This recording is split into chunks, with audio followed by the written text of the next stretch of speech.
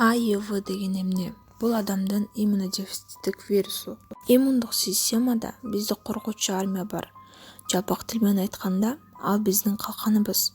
Ар кандай вирус, инфекция, бактерия жана башка оорулардан биздин организмибизди коргоп турат.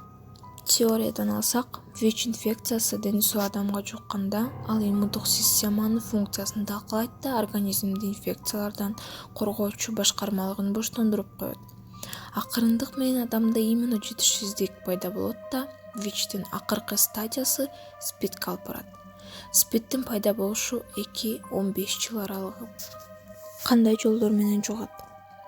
Колдонулган шприц же бритва, кан койгондан донор, энеден балага сүт аркылуу жана оорулуу эне төрөгөн учурда балага жугат.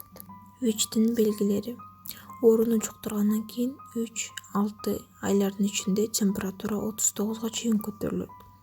1-2 жума тынбай ичүүдө денеге бүтүр ала майда безгектер чыгат. Баш ооруу, тез арыктоо, лимфатический узулдардын чоңоюшу жана тез ооруу. Негизги оору адамдын спермасында, канында, влагишадан чыккан суюктук, эненин сүтүндө жана башка организмден чыккан суюктук ВИЧ вирусунун эң көп болот.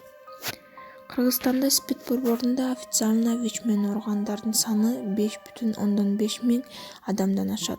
Бул жөн гана СПИД борборуна катталгандардын саны, а катталбай оорунун таркатып жүрө бергендердин саны канча?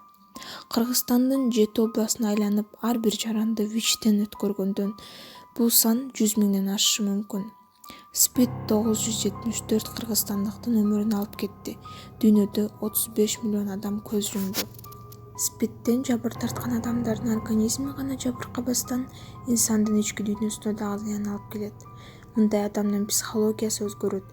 Бүгүнкү күндө СПИДти дарылоо мүмкүн болбогондуктан күн сайын оорулар саны өсүүдө. Буга байланыштуу ар бир инсан ооруну жуктуруп алуудан сактанса, ал анын жеке коомго кошкон салымы болор эле.